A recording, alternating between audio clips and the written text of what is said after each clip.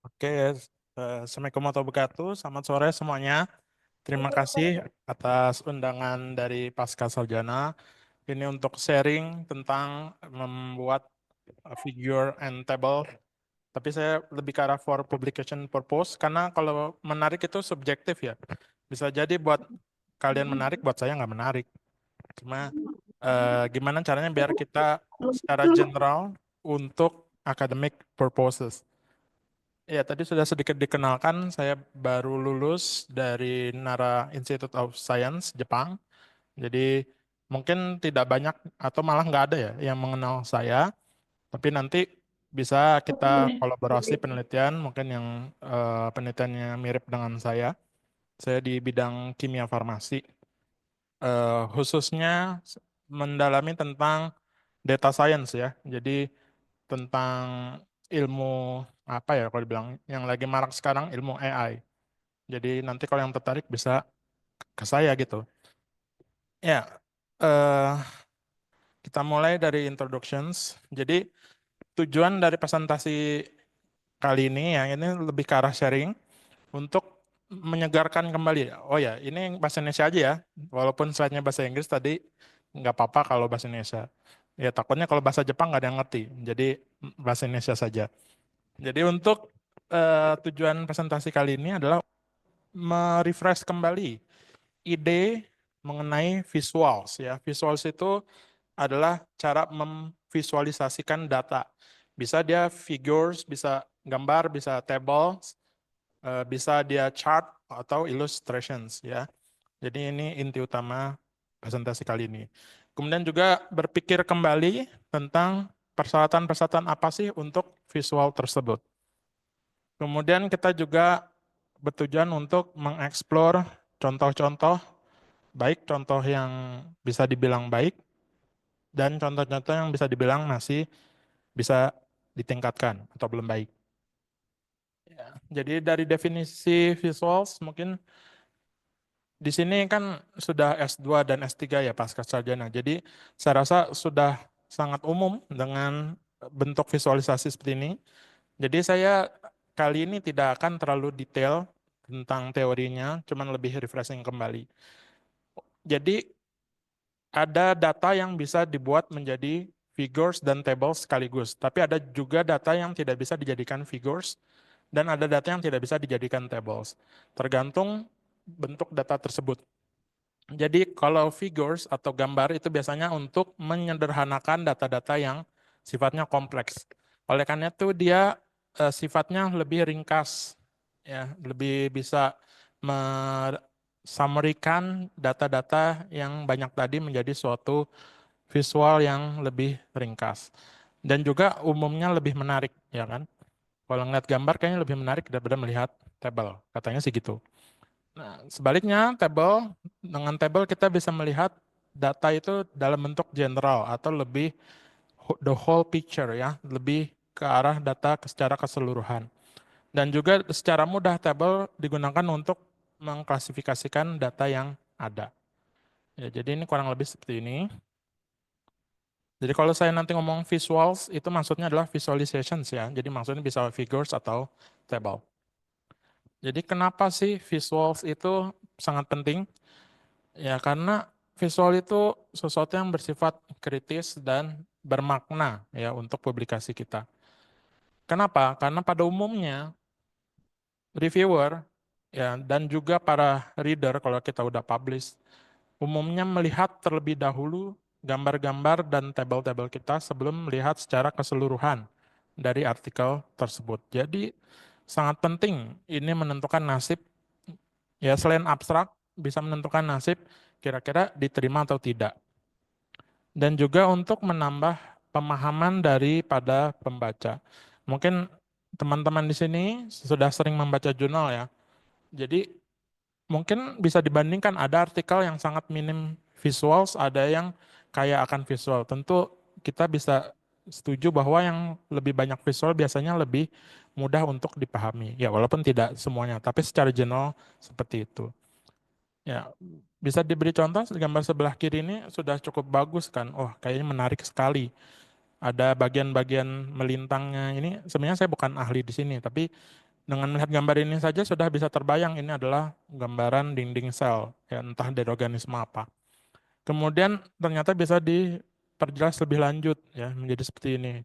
Bagian-bagiannya di apa namanya difokuskan di bagian-bagian tertentu sehingga kita bisa lebih menarik ke bagian-bagian yang lebih spesifik. Ya, jadi sangat bermakna. Oke, kita langsung masuk ke isi. Jadi ini adalah general rules dari visual yang harus dibuat untuk publikasi. Jadi ada 4 umumnya peraturan umum dari visual tersebut. Pertama, self-explanatory, kemudian non-repetitive, konsisten, dan informatif. Yang pertama, self-explanatory ya. Jadi visual itu konteksnya atau maknanya bisa dipahami walaupun kita tidak membaca keseluruhan body atau tubuh teks atau artikel kita. Jadi hanya dengan melihat dari ilustrasinya itu sendiri saja kita sudah paham ini orang mau cerita tentang apa gitu ya. Nah, ini ada contoh ya mengenai self explanatory ini mungkin contoh yang super bagus gitu ya karena ini dari Nature Structures Molecular Biology. Kita bisa lihat figuresnya ada banyak ya dari A sampai F, tapi di captionsnya sudah sangat jelas dari A sampai F. Ini sampai satu paragraf sendiri ya untuk captionnya. Jadi tanpa melihat ini kan saya tidak menyertakan artikelnya ya, tapi kita bisa kurang lebih memahami ini ceritanya tentang apa ya. Jadi yang A itu tentang analisis apanya, B dan seterusnya. Jadi bisa menjelaskan dirinya sendiri tanpa harus membaca main body. Ini contoh lainnya yang juga cukup bagus. Apa yang perlu patut diperhatikan di sini? Bahwa hanya ngelihat gambar aja kita tidak tahu ini roti apa ya. Apa roti rasa nanas, apa stroberi, nggak tahu juga. Nggak penting juga ya. Karena yang dia pentingin di sini adalah klasifikasi dari 4 roti ini. Ya, tetapi kan orang kalau nggak baca Mendex-nya apa sih WB gitu kan, Warner Bros apa-apa, ya ternyata ada singkatan di caption figur tersebut sehingga dia sangat jelas tanpa perlu kita cari-cari lagi di body text. Ini apa sih WB, WGB apa sih? Ya, orang yang membacanya tidak kebingungan, cari-cari dulu apaan sih? Ya. Kemudian contoh yang lain ini saya ambil dari artikel di bidang saya yang ini merupakan salah satu artikel yang the most cited ya, the most view and the most cited tentang AI. Jadi kalau kita lihat dia juga walaupun ada A, B, C, D, kita bisa mengetahui A dan B ini adalah selaras gitu ya. Maksudnya satu kesatuan dengan membaca captionnya ini. Kemudian eh, harus jelas juga ya trennya dari tahun 2000 sampai 2020. Jadi di sini walaupun di figuresnya itu ada years-nya di apa namanya ditekankan kembali bahwa ini sangat penting alur tahun itu. Ya intinya sama seperti yang gambar-gambar tadi bahwa tanpa melihat body text kita sudah mengetahui dia mau cerita tentang apa. Jadi A dan B ini mau cerita tentang apanya, C dan D ini mau cerita tentang apanya. Kemudian ini juga contoh yang table. Sama di sini mungkin ada berbagai macam singkatan ya, tapi jelas paparkan kembali tentang apa namanya singkatan tersebut membahas tentang apa. Walaupun ada juga yang tidak dikupas ya, karena mungkin sudah umum seperti kg ini kan mungkin udah jelas kilojoule kan, mungkin semua orang sudah tahu atau G. Ya ini jelas konteksnya adalah ngomongin gram. Walaupun ini kalau kita kritisin WHO singkatan apa ya? Mungkin kalau yang tidak terlalu familiar kimia tidak terlalu tahu ini maksudnya tentang karbohidrat atau apanya gitu kan. Jadi memang masih bisa diperbaiki gitu ya. Apa yang dimaksud. Oke, kemudian ciri kedua adalah non repetitif. Jadi maksudnya walaupun tadi visual itu menjelaskan tentang data yang dibahas di main text, tapi visual itu tidak memberikan informasi yang redundant. Artinya sudah ada di teks, kemudian dijelasin ulang. Atau sebaliknya, teks itu tidak menjelaskan ulang apa-apa yang sudah ada di dalam visual. Walaupun begitu, umumnya hampir semua publikasi, ya artikel jurnal, ingin kita merefer semua visual di bagian tubuh, ya. Jadi contohnya seperti ini, ya dari bacanya susah banget, Hsieh et al. Ya jadi harus dibahas di main body ya, in figure 4 membahas tentang apa bla bla bla bla. Nah, ini yang kita fokuskan yang kedua, figure 4 does give an overview. Ya, jadi di body text ini dia membahas figure 4, tapi hanya membahas overview-nya saja. Kira-kira gambar 4 ini lagi ngomongin tentang apa. Nah, kalau kita lihat ke figure 4-nya itu sendiri, ternyata ini banyak organismenya kan, dari Homo sapiens sampai Pseudomonas fluorescens. Tapi di main body-nya itu sendiri tidak membahas satu persatu, karena akan menjadi redundant gitu ya. Udah jelas dari gambarnya, ngapain dibahas lagi di main body-nya. Jadi seperti itu, non-repetitive. Kemudian ini yang penting juga, namun terkadang kita lupa, konsisten. Ya, kenapa kadang lupa?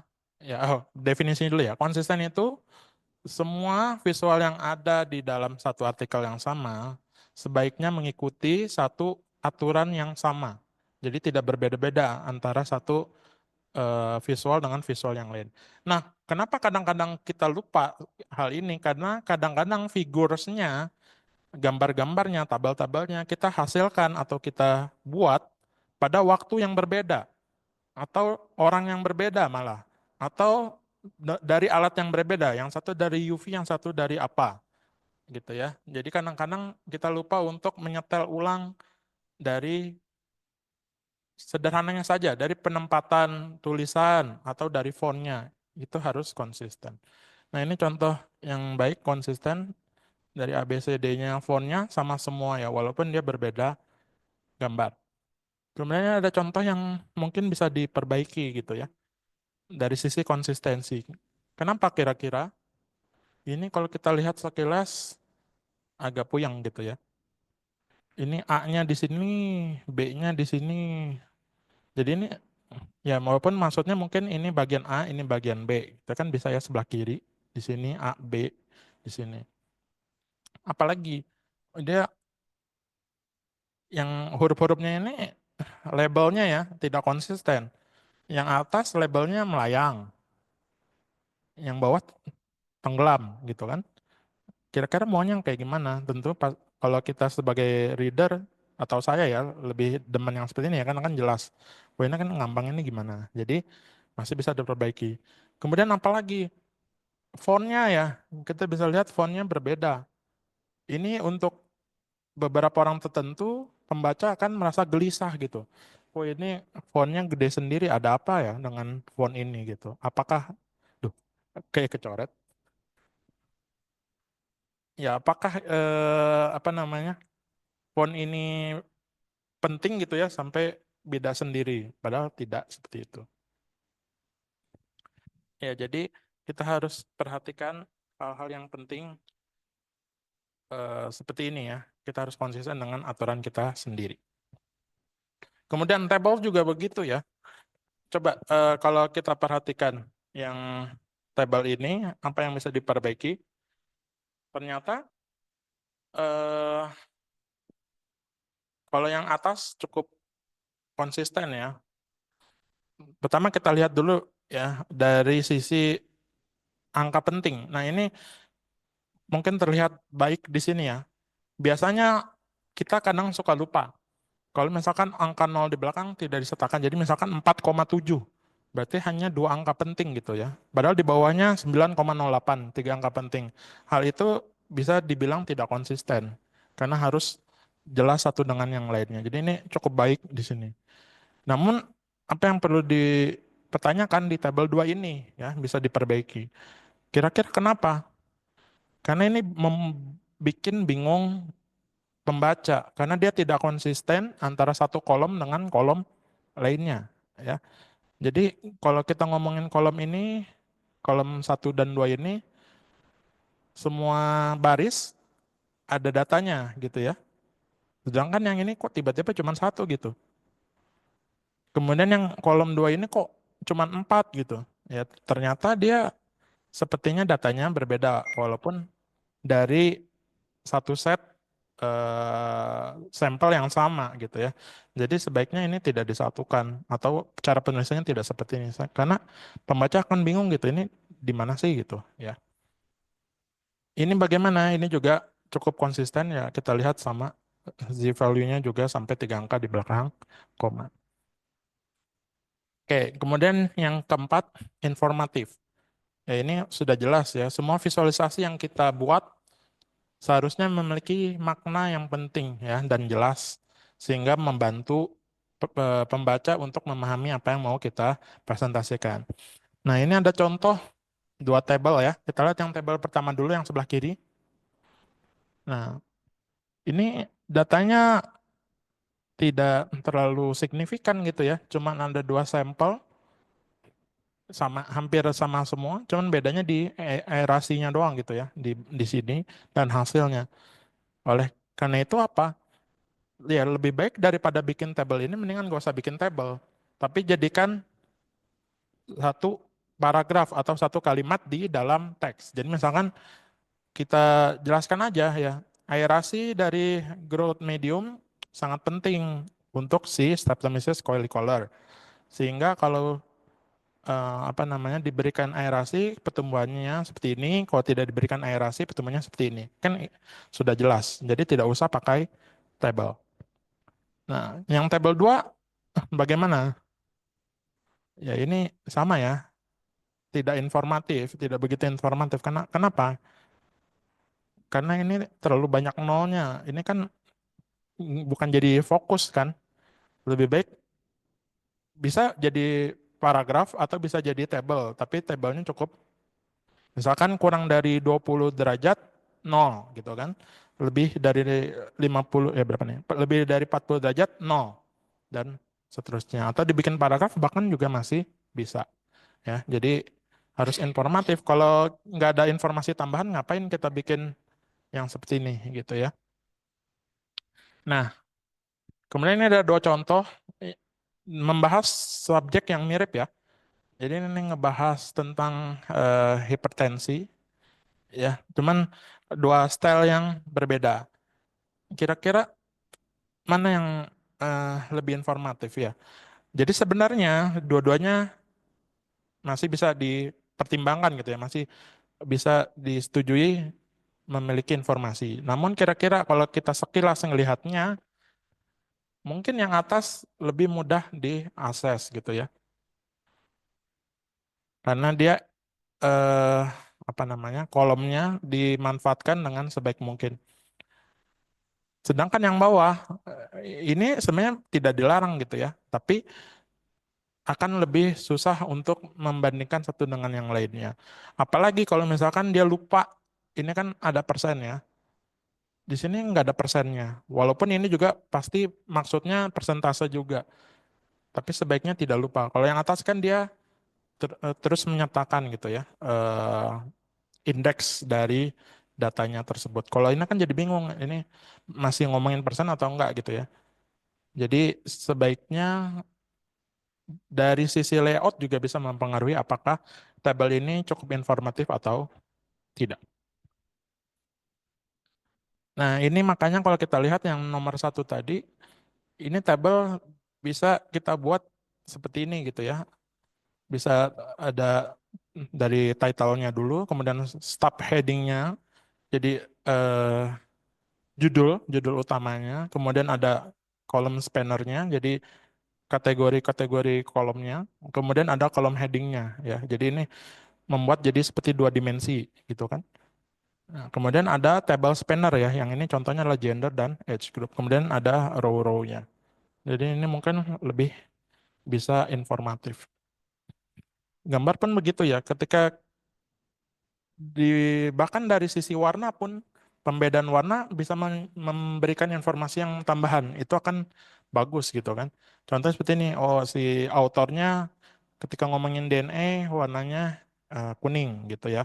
Ngomongin enzim di nukleoid dia oranye. Jadi jelas ya. Jadi warna pun bisa mempengaruhi apakah gambar kita informatif ataupun tidak.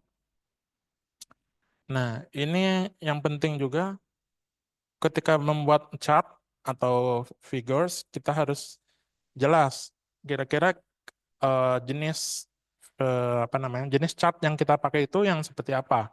Ya, apakah data kita kategori? Kalau data kita kategori ya kita bisa pakai bar chart yang paling sederhana gitu ya. Apakah dia vertikal atau horizontal? Ya tergantung umumnya seperti apa. Kemudian kalau misalkan trend over time, biasanya kita pakai line atau overlay line chart. Ya, atau mau pakai table sekaligus. Kalau kita mau ngeliat distribusi data, ya, maka bisa pakai box plot gitu ya, atau histogram, atau scatter plot. Ya, ini bisa kita pakai salah satu dari tiga ini. Atau misalnya data kita sifatnya dua dimensi, kita bisa pakai seperti ini. Ya, overtime juga bisa. Selain dari line sama overlay, bisa juga area chart. Walaupun ini agak lebih jarang ya, karena lebih sukar dicerna gitu ya. Kemudian kalau misalnya kita membandingkan kategori-kategori mau pakai donut atau pie chart. Walaupun umumnya lebih baik pie chart sih. Karena lebih mudah membandingkan besar antara satu radian dengan radian yang lain. Kalau donut chart kita bisa menyertakan keterangan di tengahnya, namun mungkin lebih susah membandingkan misalkan yang ini sama yang ini lebih besar yang mana gitu. Secara manusiawi agak susah membandingkannya. Kemudian kalau misalkan ngomongin hubungan ya relasi antara data X dan Y, kita bisa pakai bubble atau heat map gitu ya. Jadi tergantung data kita, jenisnya juga bisa berbeda-beda. Kemudian tambahan lainnya, selain dari empat aturan umum tersebut, kita juga perlu memikirkan beberapa precautions lainnya. Ini penting sekali, clarity ya, kejelasan. Umumnya jurnal itu mensyaratkan resolusi minimal 300 dpi untuk yang berwarna ya, minimumnya seperti itu. Kemudian file formatnya biasanya TIFF. Ini untuk mencegah hilangnya resolusi. Kan kadang-kadang kita ngirim gambar gitu kan di WhatsApp, tahu-tahu berubah resolusinya. Jadi nggak jelas ini gambar muka siapa gitu kan. Jadi biasanya pakai file format TIFF itu tidak akan mengganggu resolusi. Tetap seperti itu gambarnya. Nah ini bisa dilihat contohnya yang kanan, yang atas adalah yang 300 dpi, yang bawah adalah sekitar 70 dpi. Ya ini bikin pakai ChatGPT, data bohongan, tapi bisa lihat ya jelas eh, bedanya gitu ya. Ini remang-remang gitu tulisannya. Kalau ini kan enak dilihat 300 dpi ya. Nah ini contoh-contohnya kira-kira gimana ya? Ini mungkin teman-teman juga ada yang pernah memakai data ini, apalagi yang orang kimia atau Vito. Jadi ini dia langsung dari mesin gitu ya. Ya Allah, hasilnya apa? Akhirnya nggak kelihatan ini fontnya kurang jelas. Ya ini di bawahnya apa? Berapa? Ini apa satuannya gitu kan? Nggak kebaca. Nah, kalau ini kan yang bawah ini jelas ya, sudah diolah sama dia sehingga bisa kelihatan oh yang bawahnya itu menit, oh berarti ini menit ke dua. Kemudian serapannya seperti ini. Ini padahal subjeknya sama ya, acetaminophen. Ya. Tapi ini sungguh tidak jelas. Ini menit ke berapa, menit ke berapa.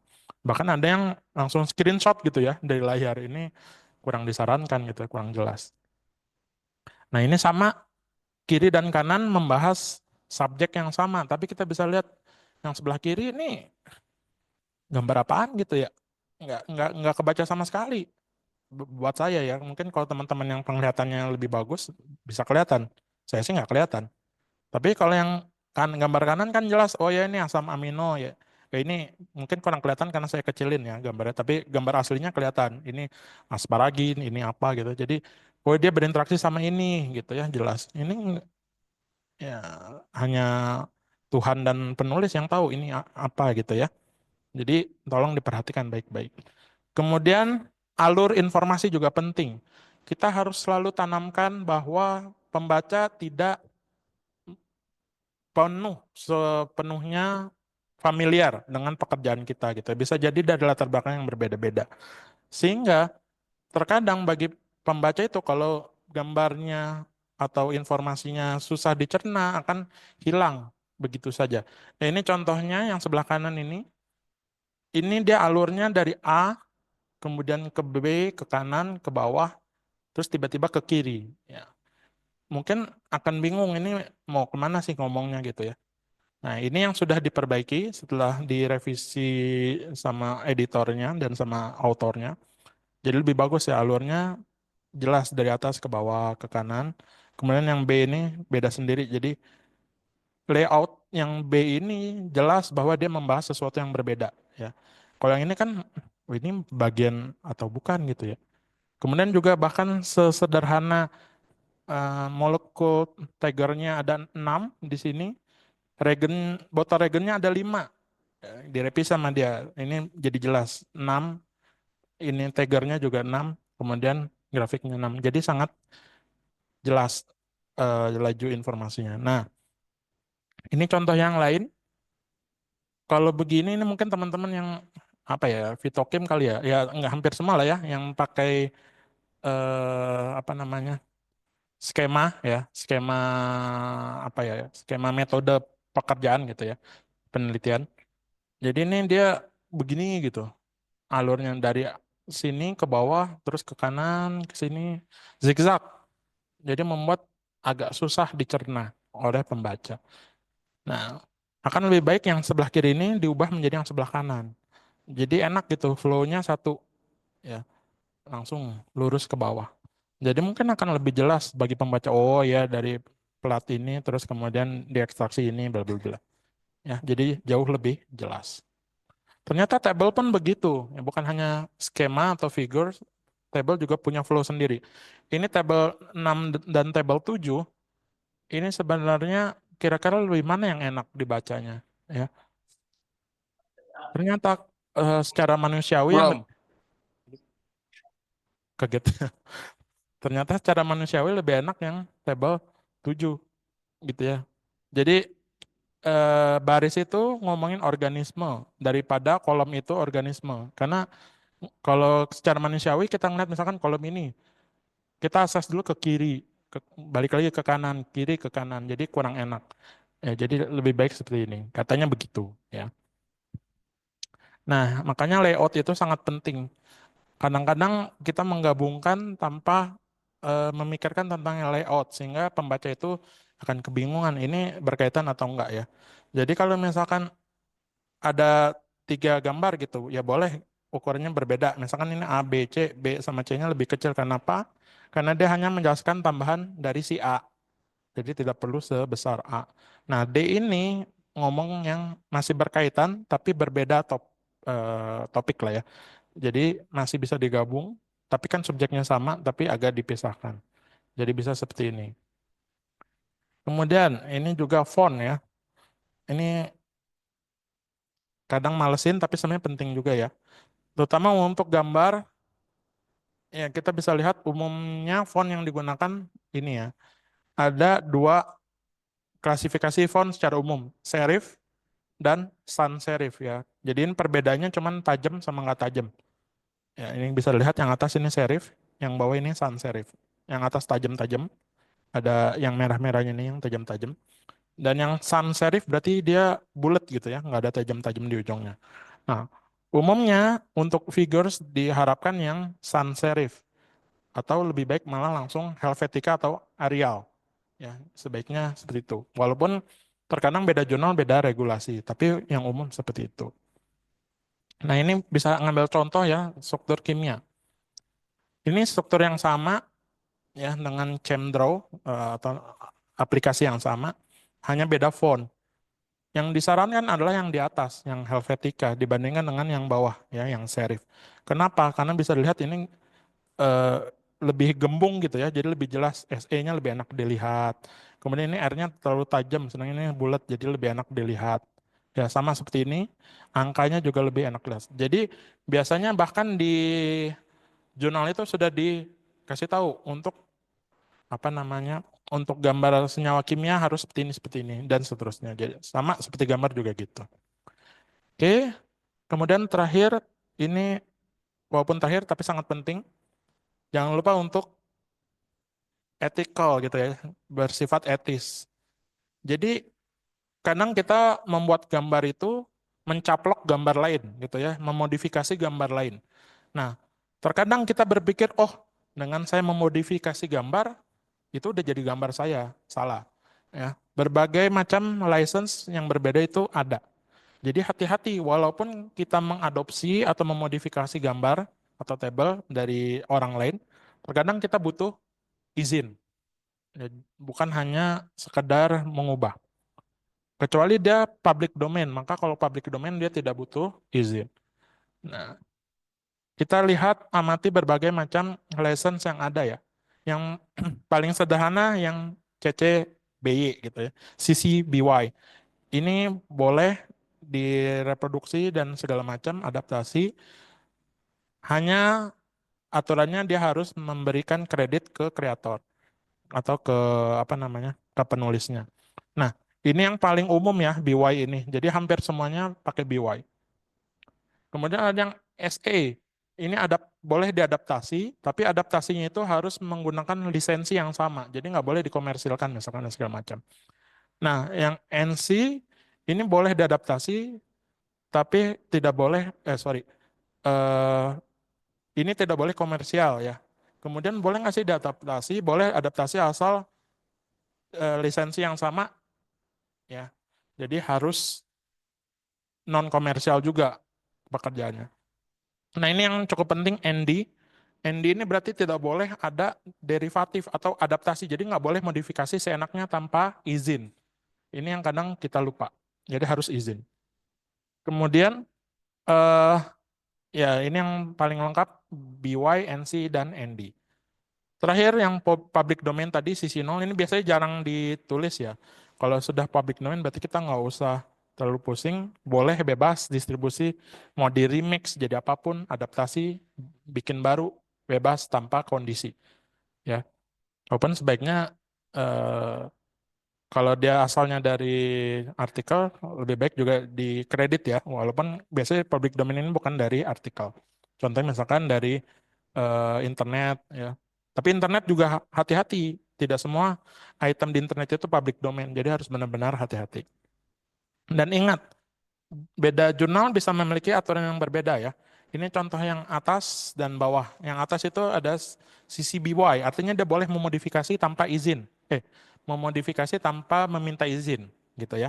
Tapi yang bawah bisa lihat CC BY NC, berarti dia untuk kita mengambil untuk modifikasi harus izin. Jadi benar-benar harus diperhatikan.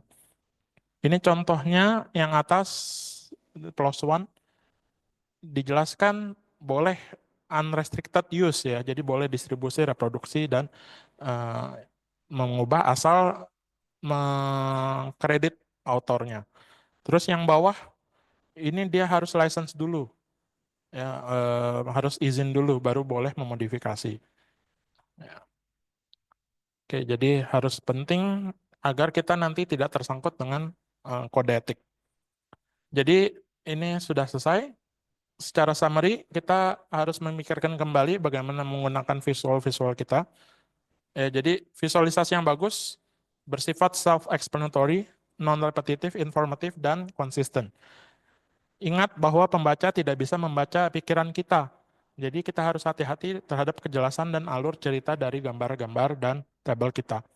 Kita juga harus memiliki tanggung jawab etis, memastikan bahwa gambar yang kita buat, ya, tabel dan gambar yang kita buat, tidak mengandung informasi yang misleading, distorsi dari realita yang sebenarnya, dan kita harus integritas. Itu saja yang bisa saya sharing. Terima kasih atas perhatiannya. Kalau ada pertanyaan, kita bisa diskusi lebih lanjut. Baik, kita beri aplaus kepada Pak Rezi. Terima kasih atas penjelasan yang diberikan. Baik, Bapak Ibu, sekarang kita sesi tanya jawab. Silahkan bagi yang ingin menanyakan terkait materi tadi, bisa raise hand, open mic langsung atau chat juga boleh. Atau bagi Ibu yang hadir di sini bisa juga langsung raise hand, angkat tangan.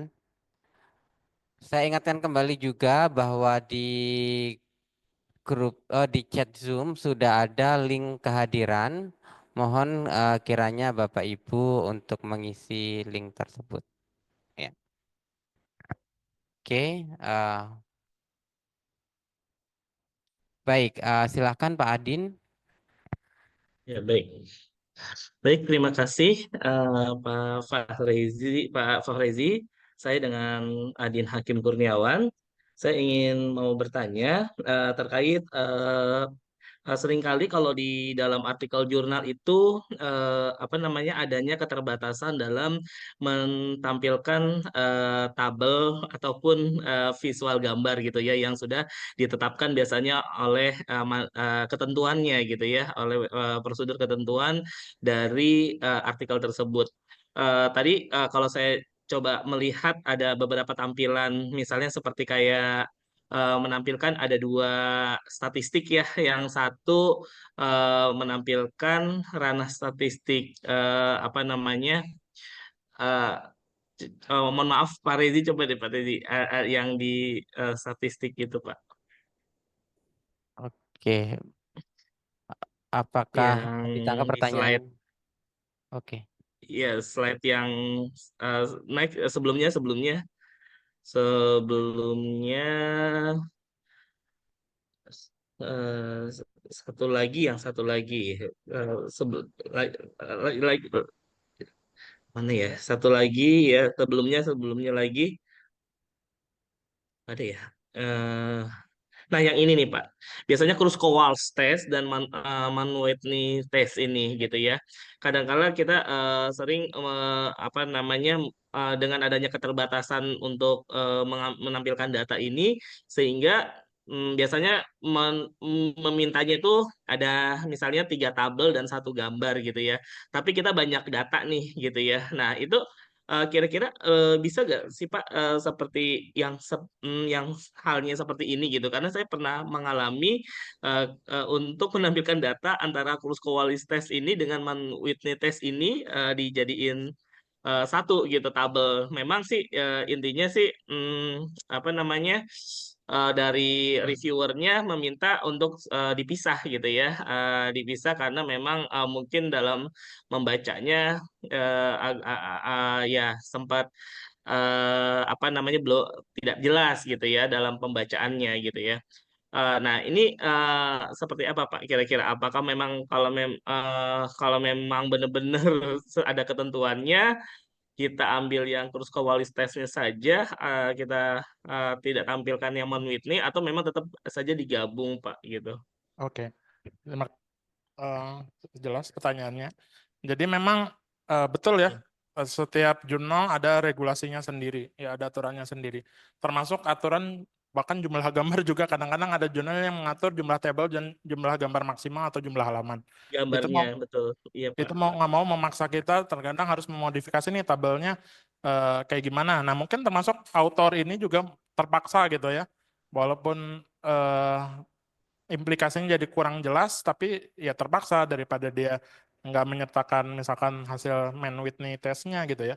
Tapi saya tidak masalah seperti ini gitu ya. Tetapi untuk lebih memudahkan untuk pembacanya, ya bisa kita siasati misalkan dikasih garis tambahan di sini. Ya, itu yang paling Oh, sederhana aja, yes, yes. ya kan? Atau semisal yang ini dibuat bold gitu. Jadi jelas bahwa ini beda kategori. Ya, atau misalkan ya tergantung balik lagi ya, tergantung jurnalnya apakah boleh beda warna, misalkan ini abu-abu gitu. Jadi mungkin bisa lebih jelas bahwa ini ngomongin sesuatu part yang berbeda. Itu aja sih, Pak. Jadi Iya, betul. balik Oke, lagi, toh oke. ini buktinya sudah dipublikasi gitu ya. Berarti kan sama reviewernya boleh gitu ya. Buat reviewer tidak masalah. Tapi kita kan membahas kira-kira Iya, apa sih yang bisa diperbaiki kalau semisal lebih fleksibel gitu ya.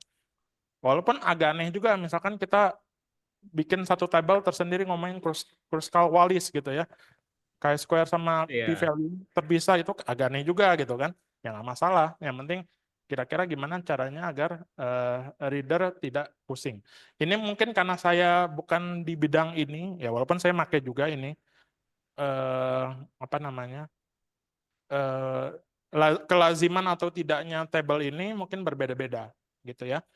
Bagi saya kurang lazim kalau hanya seperti ini, misalkan tanpa pembatas gitu ya. Karena di bidang yang saya geluti, data science itu harus jelas bahwa ini ngomongin kategori yang berbeda. Cuman kalau misalkan di bidang Oh, farmakologi, misalkan bentuk tabel seperti ini sudah lazim, ya balik lagi ke reviewer tadi gitu ya, Pak. Minimal bisa iya, baik siap Pak Rezi. kita siasati gitu biar lebih jelas. Makasih Pak pertanyaannya. Ya, baik. Iya, terima kasih. Cukup jelas Pak Rezi. Terima kasih, Pak. Makasih. Oke, baik. Terima kasih Pak Adin dan juga Pak Rezi. Sekarang kita buka sesi berikutnya untuk tanya jawab. Silakan Bapak Ibu, jika tidak bisa open mic bisa chat juga di kolom chat pertanyaannya. Atau Ibu di sini ingin menanyakan sesuatu? Belum ya? Oh, mungkin sembari menunggu dari Bapak Ibu yang lain, saya ingin uh, menanyakan satu hal, Pak. Tadi mungkin sudah dijelaskan, eh, tetapi bagaimana kita eh, menentukan, misalnya tadi kan kalau gambar harus biasanya sifatnya kayak gini, tabel sifatnya kayak gini. Nah, bagaimana kita menentukan untuk menyajikan data dalam bentuk tabel atau gambar? Misalnya ada data banyak kan bisa dibuat, kalau gambar bisa dibuat pie chart atau diagram diagram batang misalnya. Nah, bagaimana kita menentukan suatu data kita ingin bagusnya dibuat tabel atau gambar sih gitu. Terima kasih, Pak. Ini hal yang cukup menggelit, terkadang bingung bahwa kapan ini dibuat gambar, terutama untuk data-data yang bisa dibuat keduanya gitu ya. Kan ada data yang udah jelas nggak bisa dibuat gambar misalkan, ya itu udah nggak usah bahas lagi. Tapi kalau misalkan data itu bisa kita buat keduanya, entah table atau figures, ini seperti apa ya. Jadi balik lagi ke tujuan awal kita. Kalau kita mau secara simple ya, secara gamblang gitu ya, menjelaskan perbedaannya misalkan, maka tentu figures akan lebih mudah. Misalkan kita ambil contoh mana ya. Oke, misalkan ini kan sebenarnya ditabelin juga bisa. Cuman kan kita pengen secara lebih jelas biar pembaca itu dalam sekali lihat, oh ya, WT ini yang paling tinggi gitu ya. Walaupun tabel juga bisa. Tapi dengan gambar ini akan kita nggak mau pembaca terlalu effort dalam memahami data ini. Karena ini cuma data tambahan, semisal. Maka ya udah berarti tinggal dibuat eh, grafik gitu kan. Oh, dengan batang, oh ya WT yang paling tinggi dibanding lain. Effortless gitu. Jadi pembaca effortless memahami secara simple data kita secara umum. Tapi kalau kita mau memperlihatkan secara gamblang ya the whole picture, maka misalkan seperti ini. Ya, ini kan sebenarnya bisa juga dibikin chart gitu ya, chart batang. Tapi kita pengen ngasih unjuk secara keseluruhan gitu ya. Proteinnya segini segini segini. Kita nggak mau terlalu membandingkan misalkan CFM yang paling tinggi, CLP yang paling tinggi proteinnya. Tapi pengen lebih, oh ini proteinnya seperti ini pufanya seperti ini. Jadi mungkin lebih cocok dalam bentuk tabel. Karena kalau dibikin figure malah bisa bikin pusing kadang-kadang. Karena ini terlalu banyak, apa ya, terlalu banyak kategori gitu ya, terlalu banyak kolom. Kecuali misalnya kita sudah fokus, oh iya, proteinnya, saya mau bahas protein yang paling tinggi. Mungkin bar chart lebih cocok. Mungkin secara umum seperti itu Pak Indra. Memang agak tricky juga karena saya juga kadang, wah ini data saya bagusnya ditampilin dalam figur atau dalam table. Yaitu pertanyaan intinya, author tergantung autornya ini mau menampilkan seperti apa ke pembacanya. Apakah bentuknya yang sederhana, sekali glance, sekali lihat, atau mau memperlihatkan, oh ini gambar secara keseluruhan. Mungkin seperti itu. Terima kasih. Oke, baik. Terima kasih Pak Rezi. Jadi kalau bisa saya tangkap dari kembali ke kitanya ya, ingin menampilkan, ingin apa ya, memfokuskan kepada Kalau misalnya ingin lebih jelas terlihat gitu, mungkin di gambar gitu. Tapi kalau misalnya ingin menunjukkan detailnya, mungkin di tabel seperti itu ya Pak ya. Baik, ah, terima kasih Pak Reddy. Oke, nah ini ada satu pertanyaan di kolom chat. Saya izin bacakan dari Ibu Husniati. Izin bertanya, Pak, software untuk olah statistik wajib yang berlisensi ya, Pak? Oh, kalau misalnya kita menggunakan software statistik, apakah wajib yang punya lisensi gitu? Oh, oke, oke, oke. Makasih pertanyaannya. Iya, kalau misalnya kita pakai software, tentu harusnya berlisensi. Karena itu kan etisnya ya. Jadi, eh, terkadang kita ya sebagai mahasiswa gitu, kantongnya nggak tebal-tebal amat ya. Walaupun pasca sarjana nih. Tapi kadang-kadang, waduh, gimana nih lisensinya mahal banget 10 juta gitu kan. Setahunnya.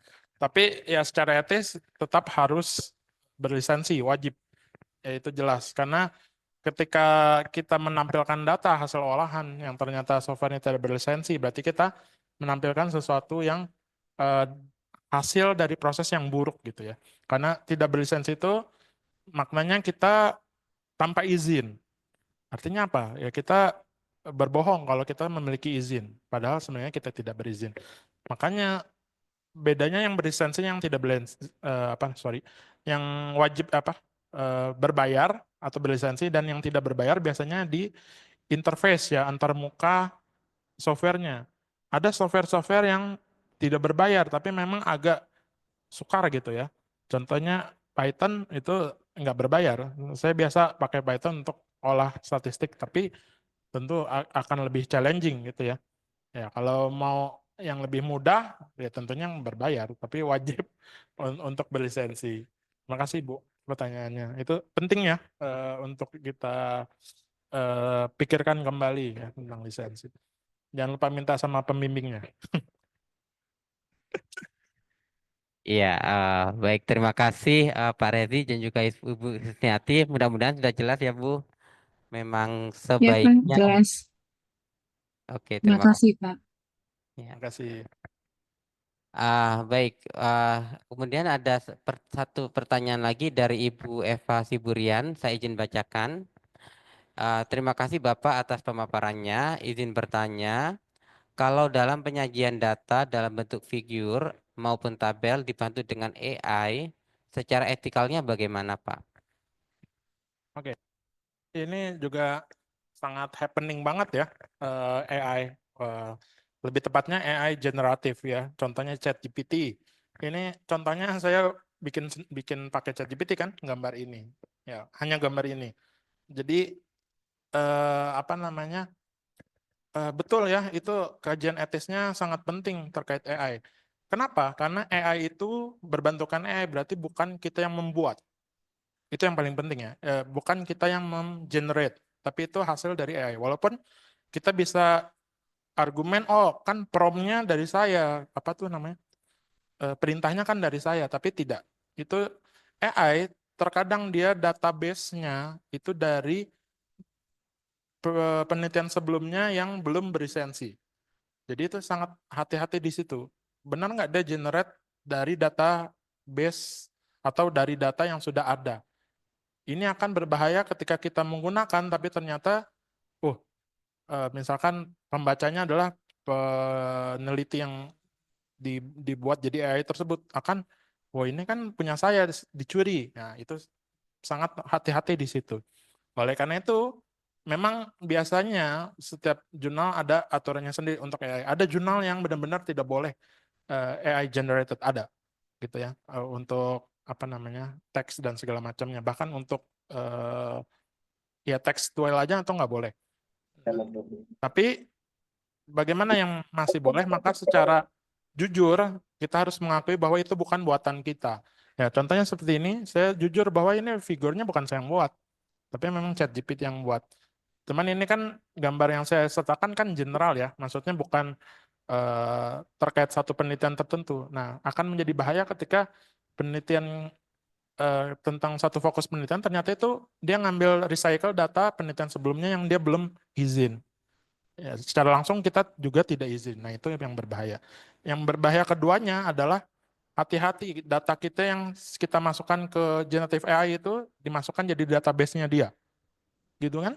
Nah, itu yang paling bahaya. Artinya apa? Ketika data kita belum publish, kita masukkan, oh tolong dong buat tabel, kan gampang gitu ya.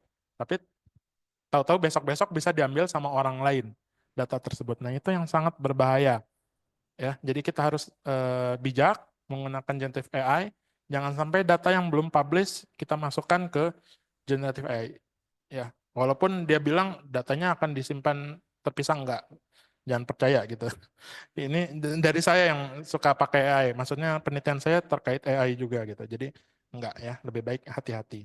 Oke, terima kasih pertanyaannya, sangat happening. Baik, terima kasih Pak Rezi. Bagaimana Ibu Eva, sudah cukup jelas? Sudah cukup jelas, Pak. Terima kasih atas pemaparannya. Ya, terima Baik, kasih. terima kasih. Selanjutnya ada pertanyaan kembali dari Ibu Ayu Launing Tias. Saya izin bacakan. Terima kasih banyak atas materinya Pak Rezi. Izin bertanya.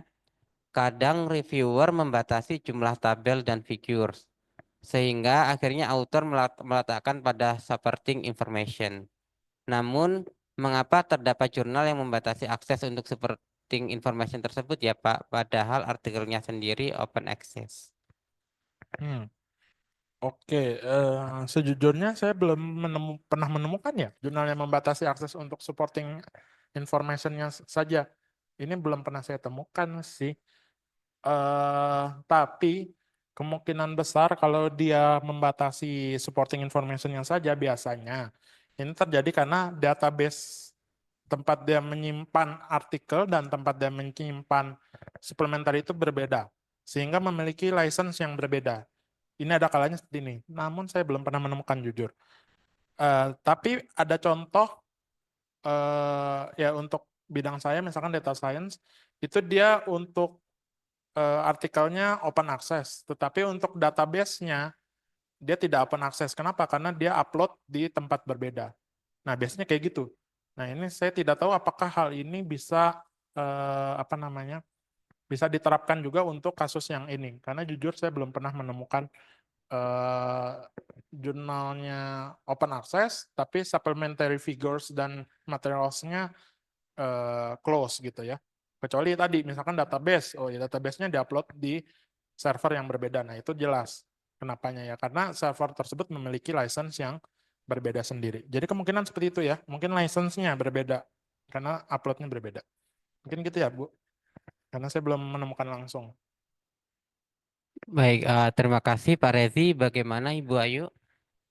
Ya, sudah cukup, Pak. Itu jurnalnya namanya British Journal of Clinical Pharmacology Mhm. by Wiley Online Library. Ya, Ya, mungkin karena terkait ini kali ya Bu ya, karena tadi license bisa juga terkait karena etik gitu ya. Mungkin data pasiennya tidak bisa sembarang diakses, mungkin ya. Saya sih yakinnya karena lisensi itu, cuman nggak tahu kenapa dia lisensinya berbeda. Gitu aja sih. ya, baik, Pak. Terima kasih. Baik, terima kasih Pak Rezi dan Ibu Ayu. Baik, Bapak Ibu, apakah masih ada yang ingin ditanyakan? Silahkan.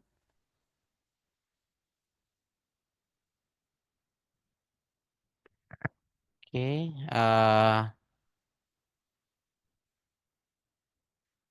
Bapak Ibu di sini? Izin bertanya, Pak. Oh, ada. Silakan Ibu Belda. Dalam sebuah jurnal itu kan ada gambar yang digabung ya, Pak. Yang tadi yang dicontohkan ada yang satu figur, terus ada A, B, C, D, E sampai G, bahkan Ya, banyak ya, betul. Pak. Eh, s- Kira-kira ada nggak sih, Pak, kategori atau pengelompokan yang yang ketentuannya seperti apa bisa mengkelompokkan A sampai bahkan sampai G dan baiknya itu maksimal berapa ya Pak agar memudahkan pembaca untuk membaca atau bisa setiap gambar itu dipisah-pisah aja gitu Pak. Oke. Adakah ketentuannya ya Pak ya? Oke, terima kasih. Ketentuannya cuma dua, author sama publisher. Biasanya kenapa digabung-gabung?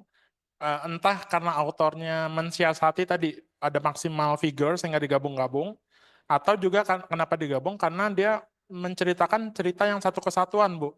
Jadi misalkan gambar ini nih, A, B, C, D ini satu cerita yang kesatuan.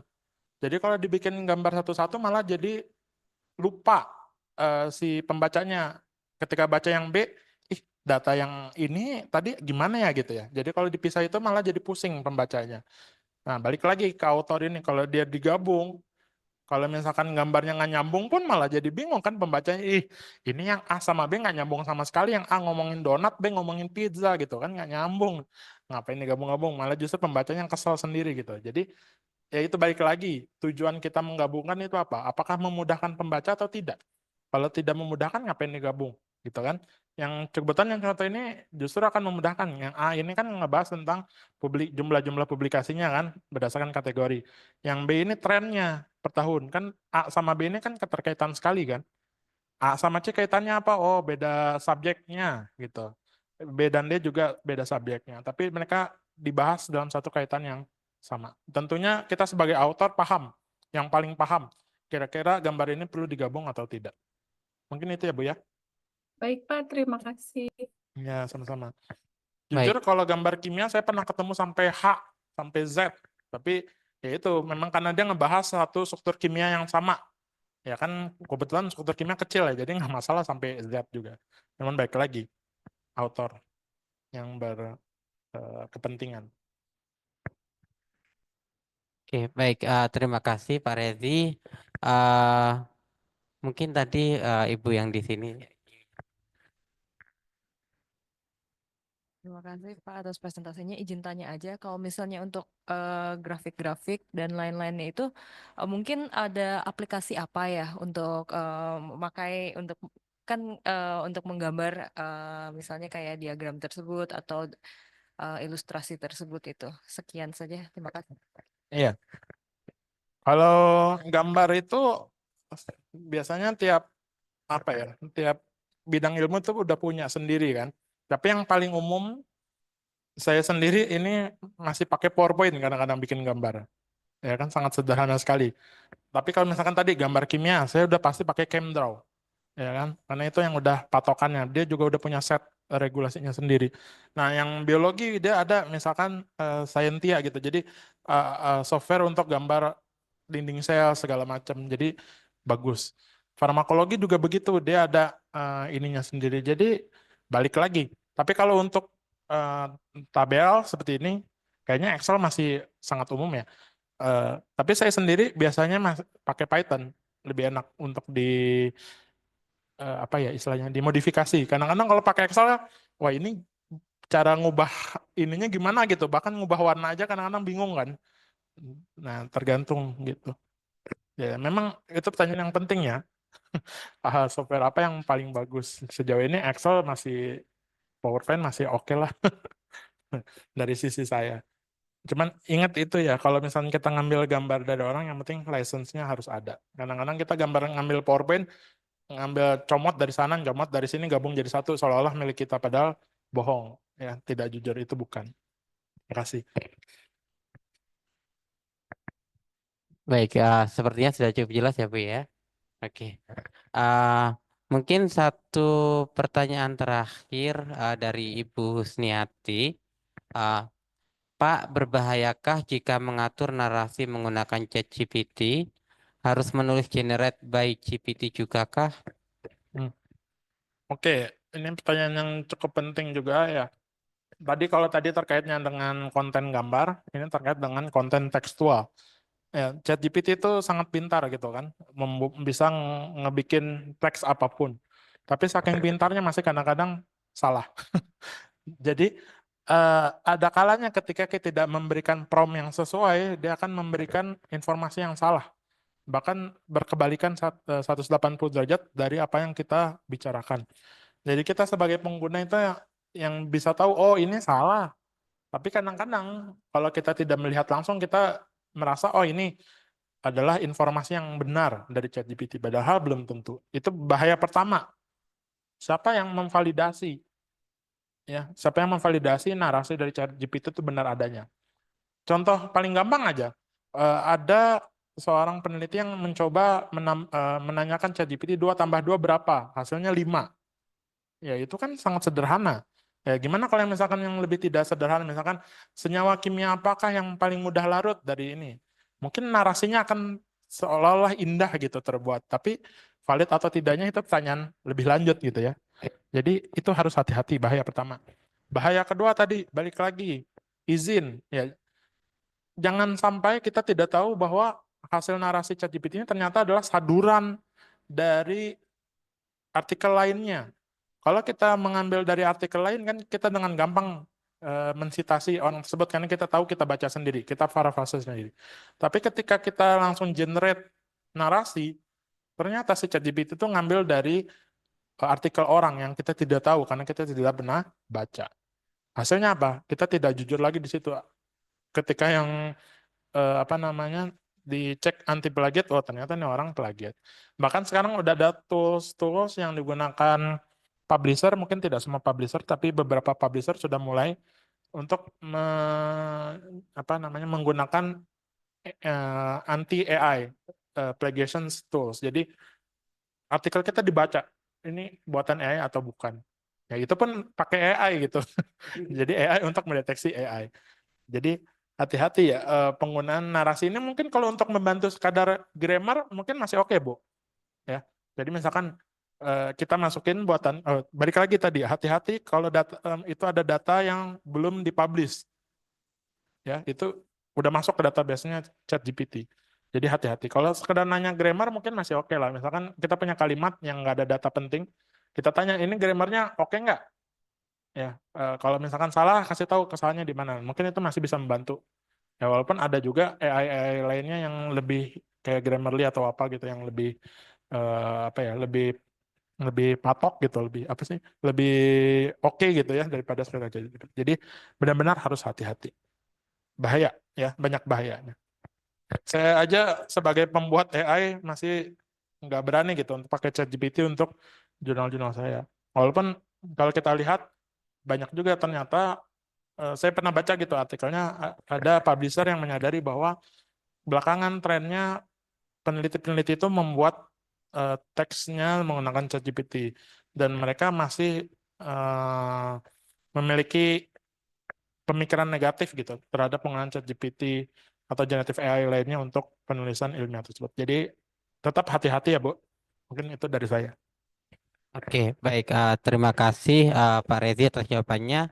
Bagaimana Ibu Husniati? Ya, jelas Pak. Makasih banyak Pak informasinya. Sangat Sama-sama. berarti. Iya Pak. Sama-sama. Terima kasih. Baik, terima kasih. Eh, oke, Bapak Ibu, berhubung waktunya sudah lewat ya. Nah, ini kami ingatkan kembali bagi yang belum mengisi absensi, silahkan mengisi absensi di kolom chat. Ya. Oke, dengan demikian mungkin bisa kita cukupkan untuk sesi seminar seri hari ini. Namun sebelum itu kita akan melaksanakan dokumentasi. Boleh Bapak Ibu open kamera untuk kita melakukan foto bersama. Ya. Oke. Se. Ah, sebentar. Ya.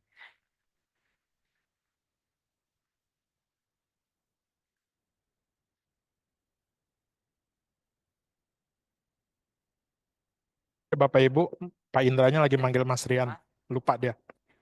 Boleh foto bersama. Ya. Selamat ya Pak Rezi, S3-nya, gelar doktornya. Siap juga Pak kuliahnya dan teman-teman semua yang S2. Amin.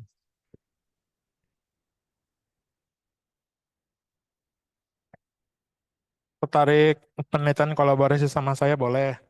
Yang mau pakai AI atau Python bisa ya belajar bareng. Baik, terima kasih sudah Siap, menunggu. Pak Rezi. Sebentar. Boleh maju ke depan, mari Pak.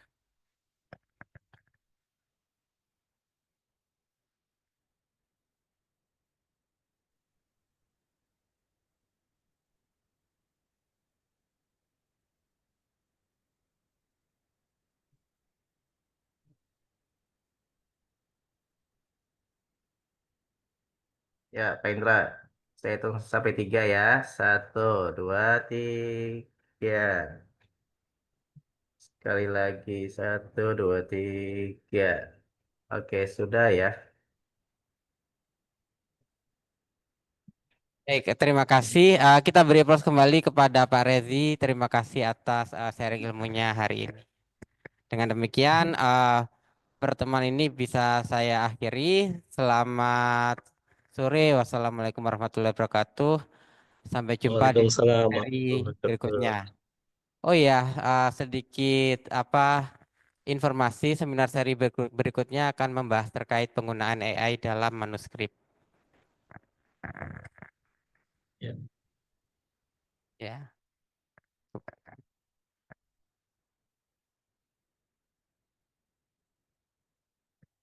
Harusnya minggu depan, tapi nggak apa-apa.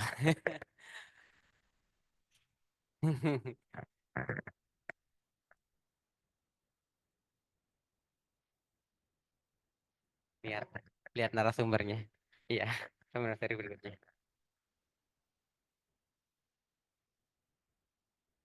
Nanti dikabarkan untuk seminar seri berikutnya kapannya ya.